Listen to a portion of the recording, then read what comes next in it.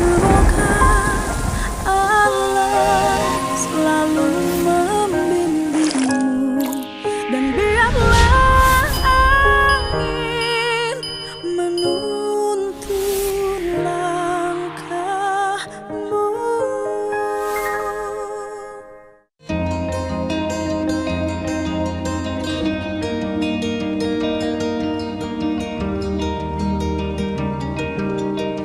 Ini pertemuan yang paling membahagiakan. Karena pertama, Maula Akbar ternyata anggota Komisi 5, dikira anggota Komisi 4. Yang kedua, selama saya pertemuan Komisi 1 sampai Komisi 4, wajah saya itu jadi minus matanya, ya kan? Karena memang rata-rata usianya di atas 50. Nah sekarang ternyata wajah saya minusnya hilang, ke mata saya dan jadi cerah. Dan saya nggak mau ngelihat ke kiri, saya lihat. Nah, saya ucapkan terima kasih ya. Ini adalah rangkaian kegiatan yang sengaja kita dorong ke ruang publik secara terbuka agar masyarakat Jawa Barat mengetahui seutuhnya tentang isi anggaran belanja pemerintah provinsi. Yang pertama, dari sisi kebijakan, pemerintah Provinsi Jawa Barat dalam pembahasan anggaran nanti di perubahan, itu para anggota DPR provinsi harus memegang satuan 3. Artinya sampai pada tingkat detil anggarannya para anggota tahu dan bisa diakses di portal Pemda Provinsi Jawa Barat. Ini cara kita membuka keterbukaan. Yang kedua, kita sudah paham arah kebijakan kita ini tidak bisa dulu dilaksanakan anggaran murni yang sudah disahkan, karena kan ada Impres nomor 1 tahun 2025, kemudian juga yang berdampak di dalamnya ada pemotongan dana fiskal untuk untuk daerah, bantuan untuk daerah-daerah kan terkurangi, belanja infrastruktur pusat yang dilaksanakan oleh instansi vertikal juga hari ini mengalami penurunan yang sangat tajam, sehingga itu berimplikasi harus dilakukan upaya-upaya ekstra pemerintah provinsi untuk menutup dana yang hilang. Dana yang hilang hari ini sudah saya hitung sekitar 600 miliar, itu kewajiban-kewajiban yang harus dijalankan oleh pusat dan yang sudah teranggarkan oleh pusat melalui dana DAK, kemudian misalnya di instansi BPWS, itu harus segera tertutupi karena itu menyangkut ketahanan pangan masyarakat, yaitu infrastruktur irigasi.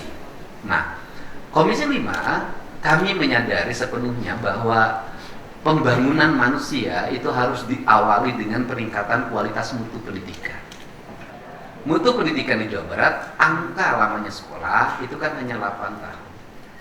Tapi lamanya sekolah 8 tahun itu sebenarnya itu bukan, saya berpikir bahwa itu anak-anak yang lagi sekolah, yang usia sekolah lamanya segitu kemampuannya, ternyata bukan. Itu menyangkut seluruh warga Jawa Barat. Strategi pertama barangkali Pak Ketua adalah memperbesar volume pembiayaan untuk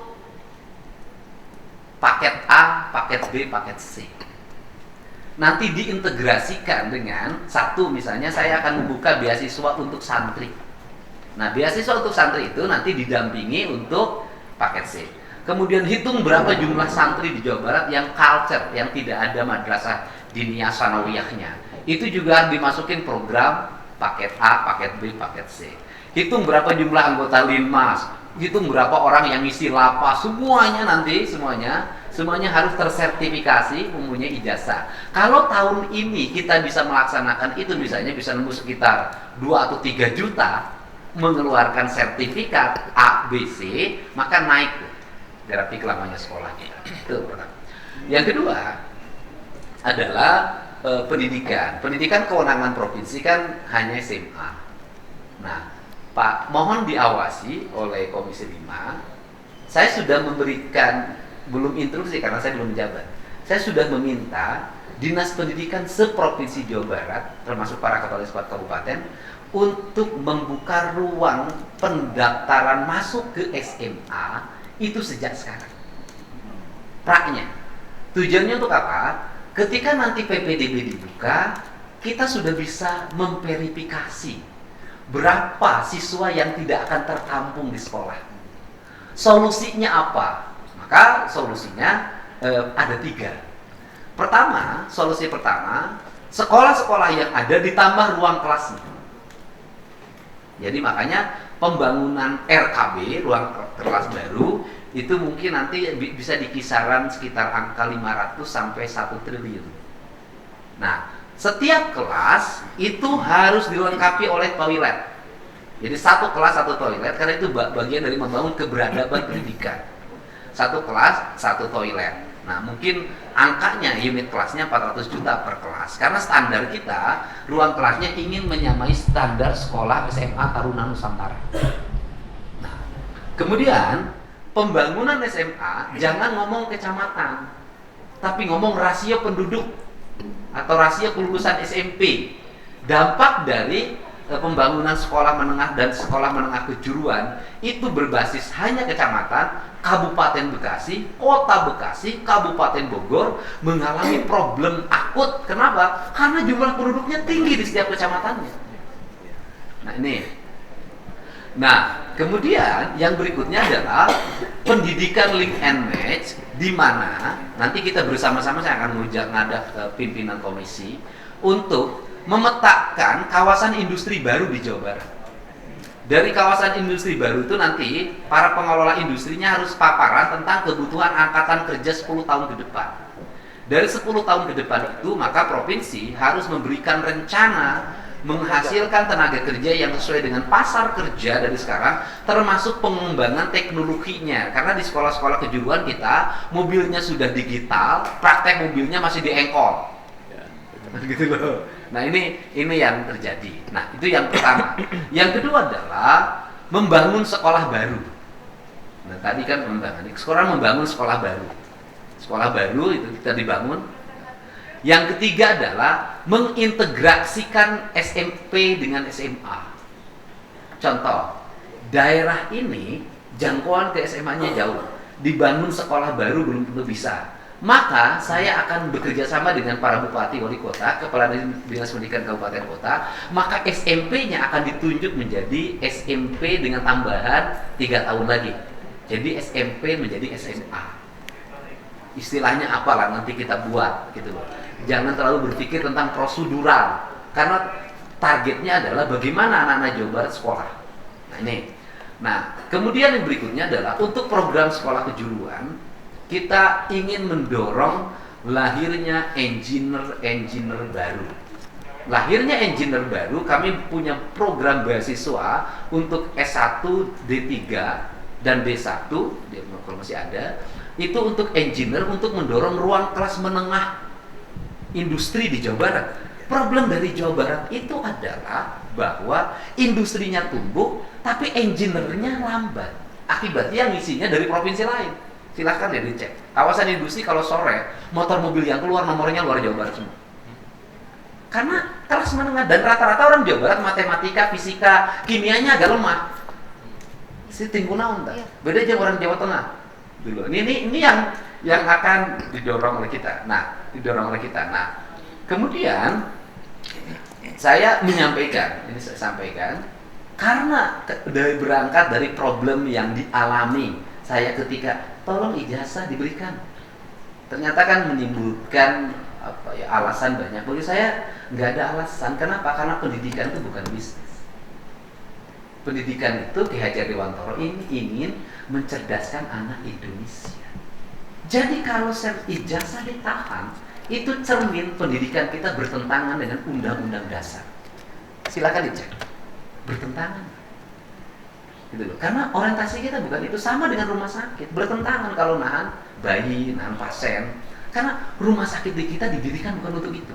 Nah, saya itu berencana, ini nanti dibahas juga di tingkat paripurna, daripada bantuan dari pemerintah provinsi untuk yayasan itu tidak terasa oleh warga Jabar. Saya lebih memilih, walaupun misalnya anggarannya harus naik dari 600 miliar ke 800 miliar, saya nggak apa-apa. Saya lebih baik membuka opsi beasiswa selama 3 tahun sampai selesai untuk seluruh warga Jawa Barat yang sekolah di sekolah swasta. Yang sekolah warga miskin ya, warga miskin Jawa Barat di sekolah swasta. Kenapa? Mereka akan merasa disekolahkan oleh pemerintah. Kalau diserahkan pada yayasan, ya oleh yayasannya. Kan ada yayasan yang betul-betul orientasi pendidikan, ada yayasan yang orientasinya bisa jadi ceritanya berbeda. Kan ini kan manusia itu ragam. Nah termasuk juga daripada bantuan pesantren itu jatuh pada itu lagi. Bahkan ada yang terima sampai 50 miliar bantuan. Dan itu tidak terasa oleh warga Jabar karena jatuhnya pada hanya satu komunitas, satu yayasan. Saya lebih memilih beasiswa untuk santri, walaupun misalnya nilainya 60 miliar, 70 miliar di Jawa Barat yang ingin berpesantren baik di Jawa Barat maupun di luar Jawa Barat. Kan gitu lebih baik. Kan saya ingin lebih baik terasa oleh orang, kan gitu. Nah ini yang menjadi opsi pilihan. Nah yang terakhir, kita ingin mendorong pembentukan karakter budi pekerti. Karena karakter budi pekerti, maka pendidikan harus berbasis lingkungan.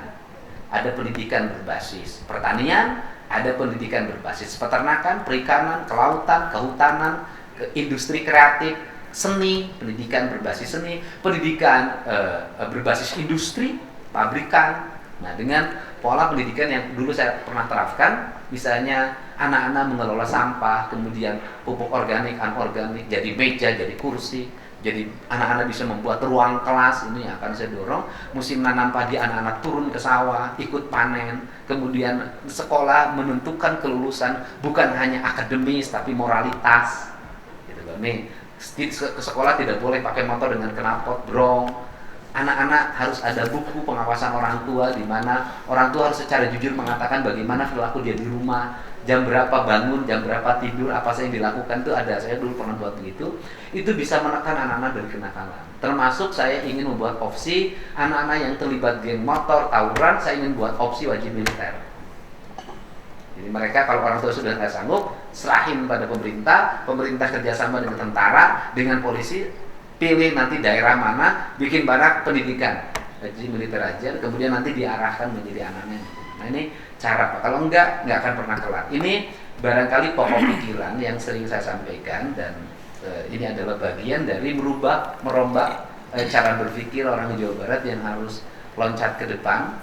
Termasuk kita ingin kerjasama dengan perguruan tinggi ternama di Jawa Barat, ITB, Unpad, kemudian UI, gitu kan ya. IPB. Nah, kita akan membuat program UIN, ya boleh Pak. UIN. IKI, UPI, banyak. Alumni UPI Pak. UPI kan, bukan IKI kan, UPI ya. UPI. Nah, nanti Universitas padahal IKI. Yang nanti lihat pasar kerja, yang jurusan-jurusan yang dibutuhkan pasar kerja 10 tahun ke depan itu, kita akan mendorong beasiswa sebanyak-banyaknya di situ dengan kualifikasi anak-anak jenius. Mau kaya, mau miskin, asal dia jenius, kita kasih beasiswa. Ini penting Pak. Jadi jangan beasiswa tuh untuk rakyat miskin, jangan, anak jenius kasih beasiswa, walaupun kaya. Kan itu bagian penghargaan negara Pak. Penghargaan negara. Nah, ini yang akan kita dorong karena kita ingin berevolusi industri.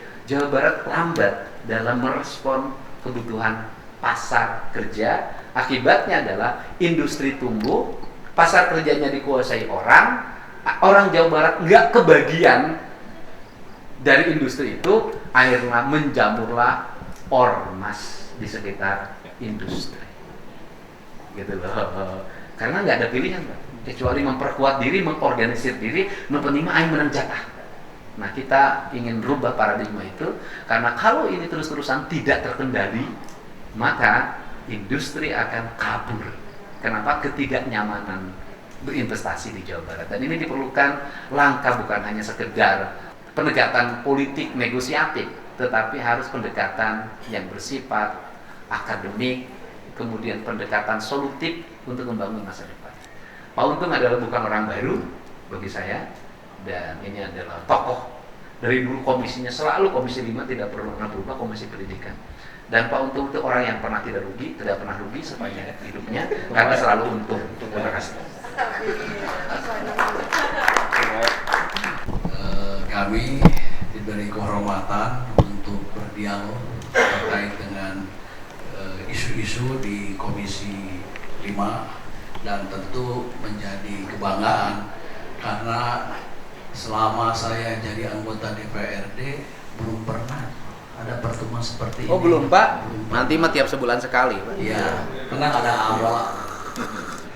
Khusus Komisi 5 tapi. Alhamdulillah. Tolong Duren siapin. Wah, aman. Dari sekian tujuan kerja, kira-kira begini. Yang pertama, kita mengucapkan terima kasih Kang Dedi sudah mewakili suara Komisi 5 terkait dengan perlindungan pada kepala sekolah. Wah, Nih, di setiap kita hadir di kantor-kantor cabang, di sekolah-sekolah SMA atau SMK, keluhan yang sama hampir semuanya tersampaikan adalah terkait dengan kehadiran tamu yang tidak diundang di sekolah. Ya, pihak-pihak yang tidak dikehendaki karena akan ngerecokin sekolah. Itu ada oknum yang sudah tersampaikan secara lengkap dan termasuk solusinya.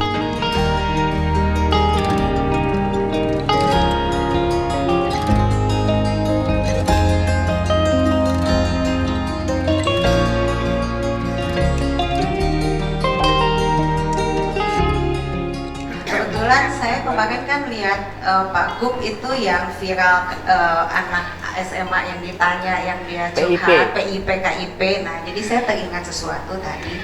Jadi Pak Gub memang KIP PIP ini memang salah satu program yang sangat langsung terasa kepada masyarakat di dapil masing-masing. Tapi kan sayangnya program ini kan punya DPR RI. Kalau saya alhamdulillah saya selalu dapat atau saya minta, biasanya saya sowan ke DPR RI terus saya minta program PIP KIP untuk di dapil saya di Kota Bogor. Tapi untung-untungan dari zaman saya kampanye tapi untung-untungan kadang saya dapat 1.000, kadang dapat 2.000. Itu tergantung amal ibadah. Paling sedikit saya dapat 500. Lain, Pak. Power, Pak, power. Ini harus belajar nih, Pak. Power, Pak. Ya harus cantik dulu baru bisa. Ya, jadi memang program ini tuh amat sangat membantu karena memang kan kalau kita tunggu sekolah baru lama, kita tunggu penggratisan penggratisan SPP, of course dia gratis ya, tapi untuk swasta penurunan SPP gitu kan agak lama. Tapi kalau PIP itu cespleng gitu, jadi sangat berasa sekali pada saat itu langsung cair ke masyarakat gitu ya. Jadi kalau siapa tahu kalau kita yang minta nih, teman-teman saya minta dari provinsi ke RI kan belum tentu didengar nih. Misalkan kalau Pak Gub yang ngomong tolong nih DPR RI dapil Jabar sini kumpul, siapa yang punya PIP misal dibagi atau ke teman-temannya yang di provinsi kayak gitu Pak. Saya ngomong tadi bahwa kita bikin beasiswa santri, kita bikin beasiswa untuk perguruan tinggi engineer, kita bikin beasiswa untuk sekolah di sekolah swasta. Itu kan sebenarnya PIP yang saya tawarkan itu. PIP Provinsi Jawa Barat. Kalau satu orang dikasih 3 juta. Kalau satu orang saya kasih anggota, bisa setiap anggota membawa di dapilnya yang memenuhi kualifikasi miskin itu 2.000, maka 2.000 orang kali 2 juta, berarti 6 miliar kan?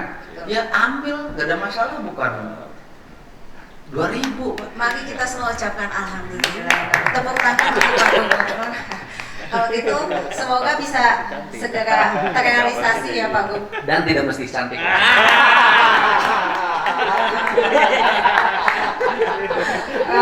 Soalnya di dapil Yang gendut juga boleh. Tapi terbatas.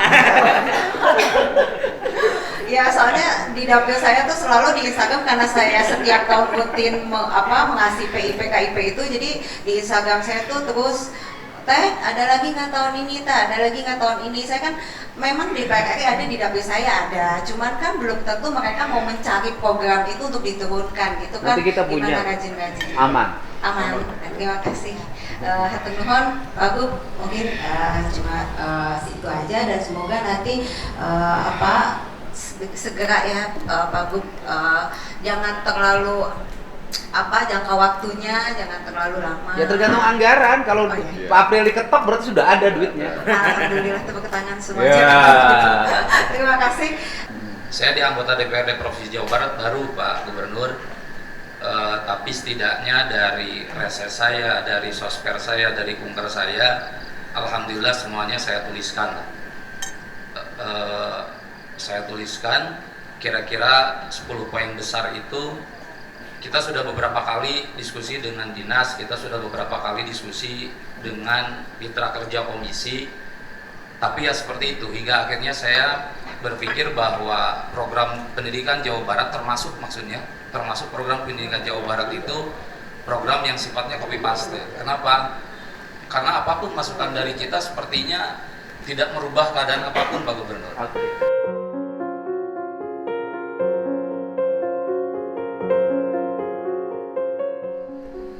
Assalamualaikum warahmatullahi wabarakatuh.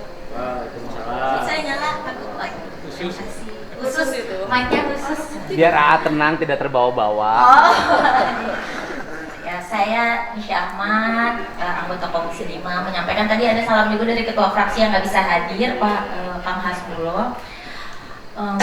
Ada beberapa sih mungkin concern saya tentang pendidikan di Jawa Barat. Kayak sebenarnya di dapil kita ya di Kabupaten Bandung itu ada sekolah yang sudah 7 tahun berjalan tapi gedungnya tidak ada. Kayak satu Arjasari. Iya, di Arjasari. Jadi bagaimana bisa sekolahnya tuh pindah-pindah ke rumah warga gitu sampai bisa pindah-pindah, gedungnya nggak ada tapi udah 7 tahun gitu. Jadi maksud saya bagaimana dinas pendidikan selama ini kemana aja gitu.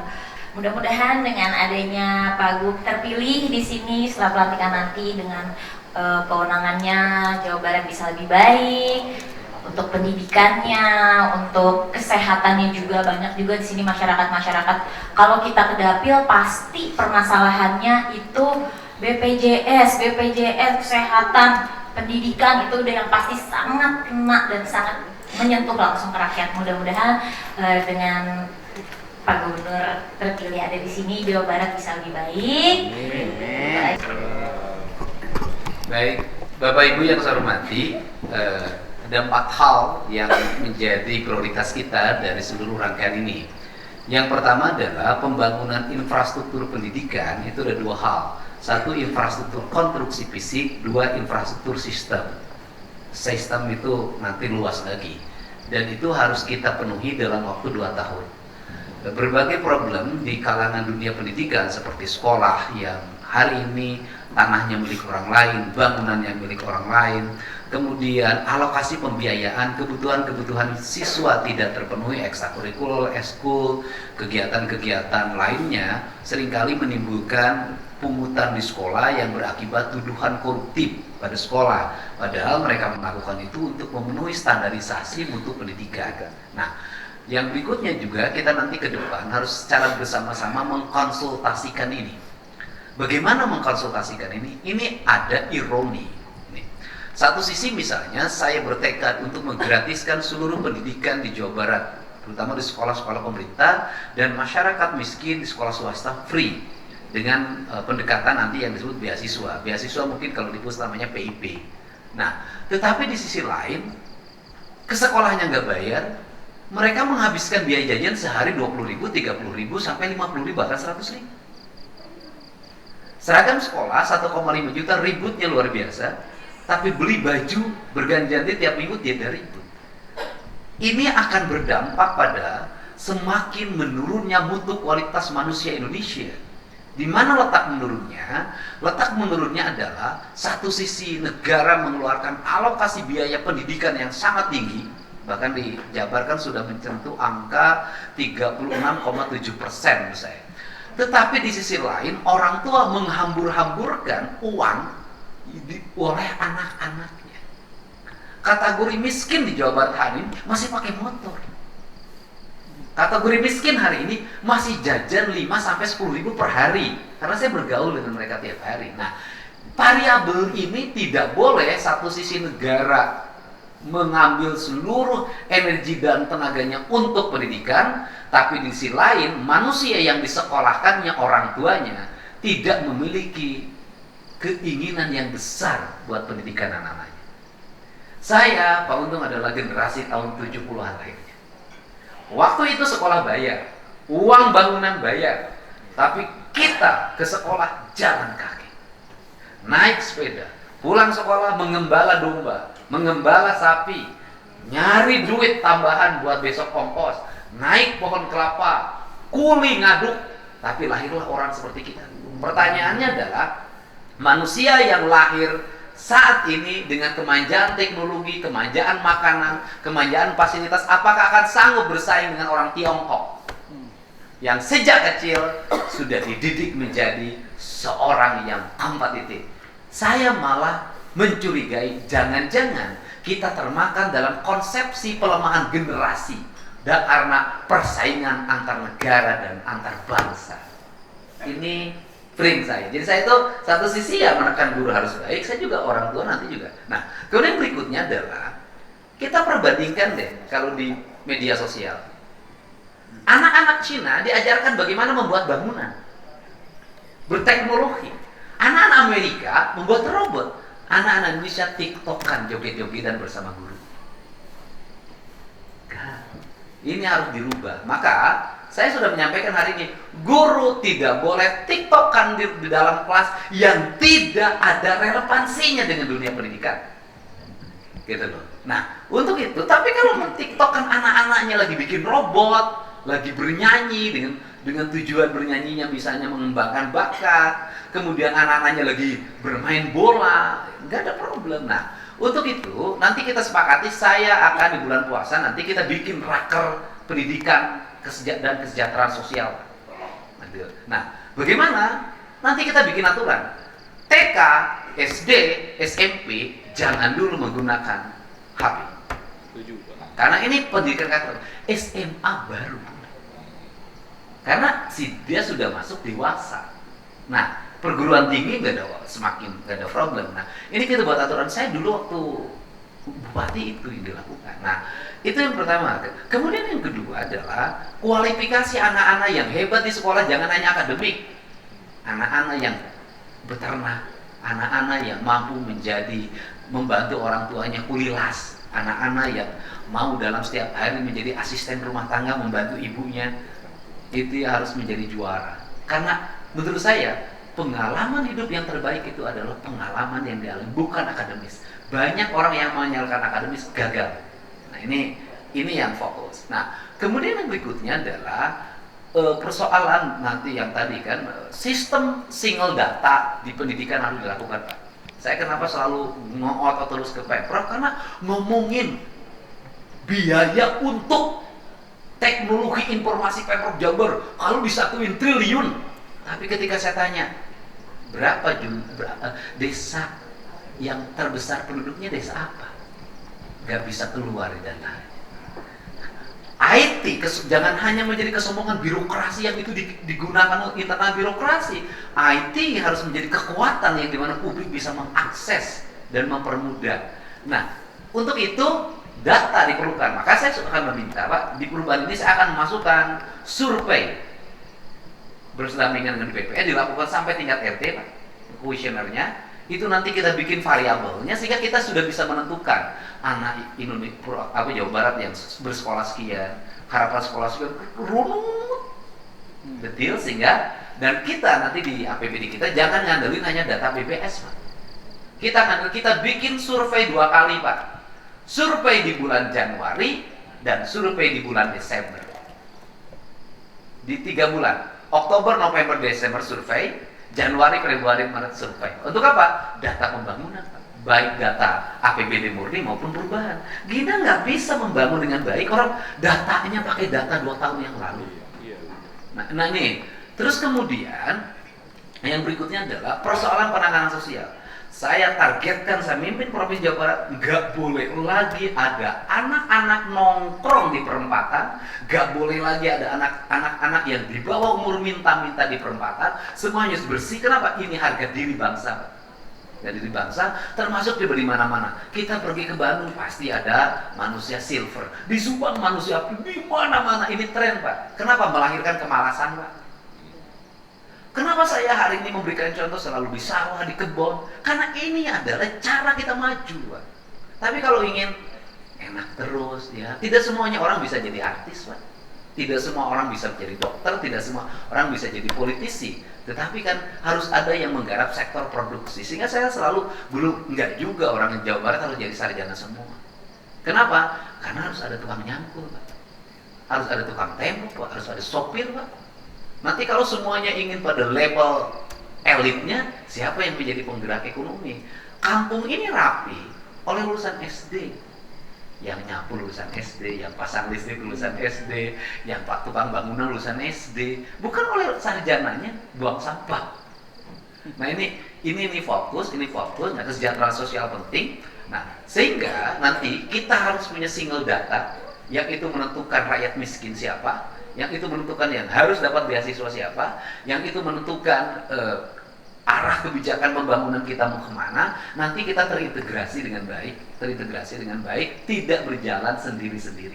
Nah, inilah yang menjadi harapan saya, sehingga kalau tadi ngomong, ini kok sekolah 7 tahun pindah-pindah, ini sekolah masih numpang, itu yang saya kritik. Kenapa? Anda tahu bahwa banyak di dinas Anda, sekolah Anda belum semuanya bisa dibangun dengan baik. Tidak semuanya tanahnya milik dinas pendidikan. Tapi kenapa Anda belanja TIK 750 miliar?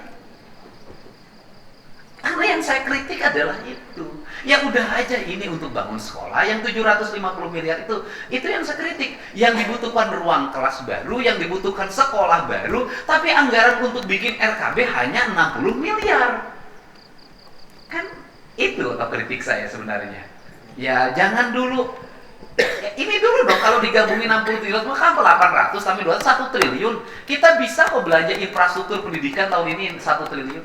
Bisa. Dan di PU saya sudah menginstruksikan untuk membuat alokasi anggaran apa? Jalan menuju sekolah.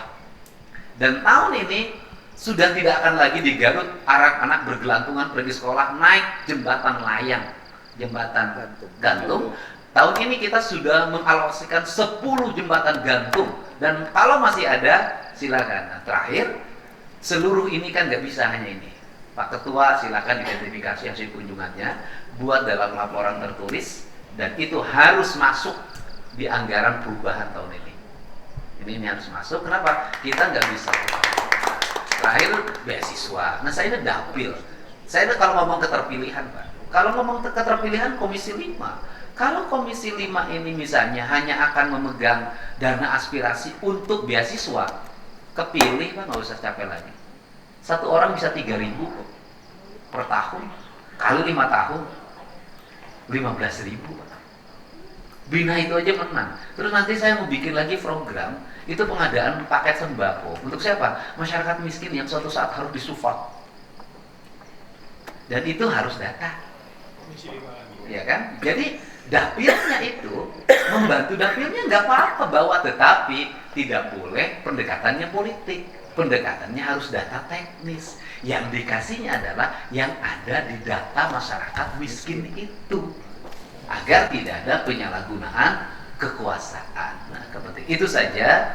Saya ucapkan terima kasih. Mudah-mudahan pertemuan malam hari ini pertemuan yang bermanfaat. Dan saya yakin saya bareng dengan Pak Untung yang sama-sama pernah menjadi ketua Komisi E, Pak Untung provinsi, saya kabupaten. Cuma untungnya hari ini ketua Komisi 5, saya untungnya jadi gubernur Jawa Barat. Terima kasih. Wallahualam. Assalamualaikum warahmatullahi wabarakatuh. Salam kasih.